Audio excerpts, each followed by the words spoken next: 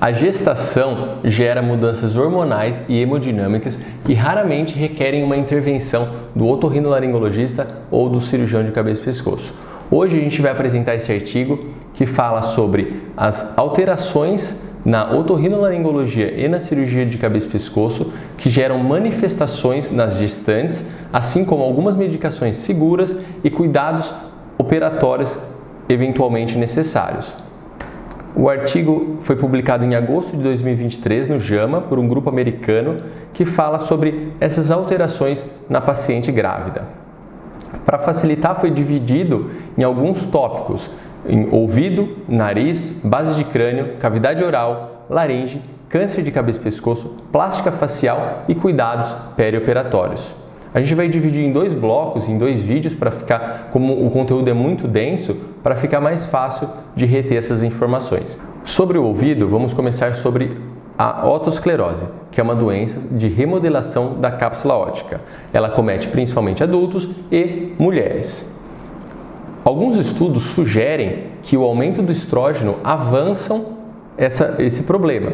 Então, a perda auditiva na mulher gestante pode estar relacionada ao avançar da otosclerose.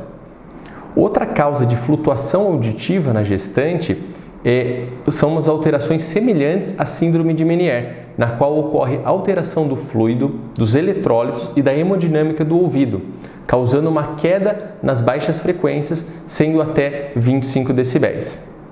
A surdez súbita, que pode também ocorrer em gestante, mas não é mais frequente nelas, pode ser tratado com destrano 40 endovenoso associado à injeção de corticoide intratimpânico. Caso não seja disponível, pode-se realizar o uso de corticoide oral em altas doses em curto período, com risco principalmente ao feto, caso seja prolongado, o risco de supressão adrenal, e também no primeiro trimestre aumenta-se o risco de fendas orofaciais.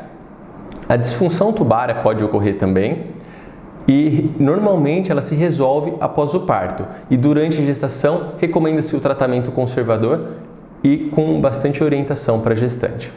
Outras causas de tontura pode-se julgar por alteração no centro da gravidade e alteração hemodinâmica da gestante. Caso seja o diagnóstico de migrânia vestibular, pode-se utilizar o acetaminofeno com segurança e, no caso de síndrome de Meniere, dimenidrinato e a meclizina. Outro ponto que acontece bastante na gestante, aumentado no terceiro trimestre e também no período pós-parto, é a paralisia facial periférica, por edema na região do canal do falópio, do nervo facial, do canal de Falópio, ou também por uma imunossupressão decorrentes a alterações gravídicas que levam a infecções virais. E também pode reativar o vírus da herpes. Está associado à paralisia facial periférica, hipertensão arterial da gestante e pré-eclâmpsia. Para o tratamento, é importante salientar que a recuperação da paralisia na gestante é inferior à recuperação da paciente não gestante. Além disso, lembra-se que doses altas e prolongadas na gestante não é recomendado, principalmente no primeiro trimestre, pelo risco de fenda orofacial, e também períodos prolongados pelo risco de supressão adrenal no feto. Caso seja necessário, o valaciclovir pode ser recomendado. Vamos falar sobre alterações do nariz. A rinite, caso a paciente gestante já apresente rinite, 1/3 delas haverá uma piora desse quadro. É importante não realizar testes cutâneos, o prick test na paciente gestante, pelo risco de anafilaxia. Caso seja necessária uma investigação, dê preferência pelo RAST. Não iniciar imunoterapia na paciente com rinite e, caso já esteja utilizando, manter o uso sem alteração da dose. Como primeira linha de corticoide tópico, recomenda-se a beclometasona e a budesonida, e antihistamínicos seguros, cetirizina e loratadina. Outra entidade importante nas pacientes gestantes é a rinite gestacional, que ocorre em 20 a 30% das gestantes. Como recomendação, evitar alérgenos, lavagem com soro fisiológico e como primeira linha, corticoide tópico de fluticasona. Normalmente, a rinite gestacional se resolve 2 semanas após a gestação. A fenilefrina tópica deve ser evitada, a oximetazolina não apresenta estudos e descongestionantes orais por curto período de tempo apenas, porque existe uma associação, um risco de gastrosquise no feto. A rinocinusite aguda e crônica podem ser tratadas com um antibiótico de como primeira escolha a penicilina e cefalosporina. Evitar o uso de macrolide e doxiciclina de uso prolongado, evitar montelukast, aspirina e descongestionantes orais. Imunobiológicos, incluindo dupilumab, parecem seguros. Cirurgias, se forem necessárias, apenas com anestesia local. A epistaxe ocorre 3 vezes mais frequente na gestante e é sugerido tentar resolver ou com pressão local ou com tampão. Se não resolver, optar por cirurgia endoscópica com o uso do bipolar e anestesia local. O ácido tranexâmico atravessa a placenta, mas o seu uso episódico não mostrou prejuízo ao feto. Pode transfundir e, se risco de óbito, pode tentar adiantar o parto ou operar de qualquer forma. O aumento da epistaxe resolve após o parto.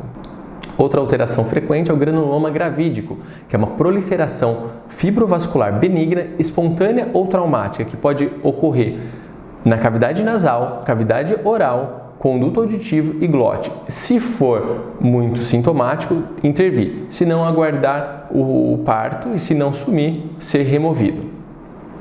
Com relação a alterações da base do crânio, o meningioma e o chivanoma podem apresentar um crescimento significativo ou até mesmo uma recidiva devido ao aumento das taxas hormonais.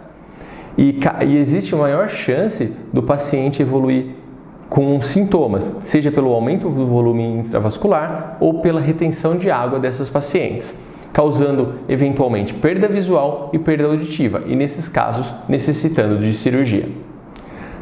A paciente, caso apresente fístula licórica, ela deve ser conduzida expectantemente, a menos que haja muitos sintomas.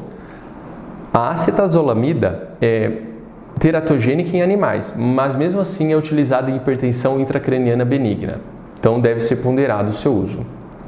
Com relação a alterações da cavidade oral, temos a apneia, que é subdiagnosticada na gestação e está associada com aumento do IMC, hipertensão e diabetes. Seja pelo edema da via aérea, aumento da circunferência cervical, aumento do malampate, redução da capacidade residual funcional e também aumento do consumo de oxigênio da paciente.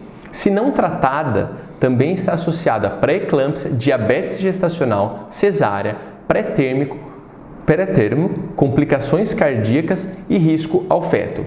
Importante investigar, diagnosticar e tratar com o CPAP até o parto. Cialorreia, devido ao pitialismo gravídico, é influenciada pelo estrógeno e o beta-HCG. Deve ser tratado com conservadoramente e tratar a náusea da paciente.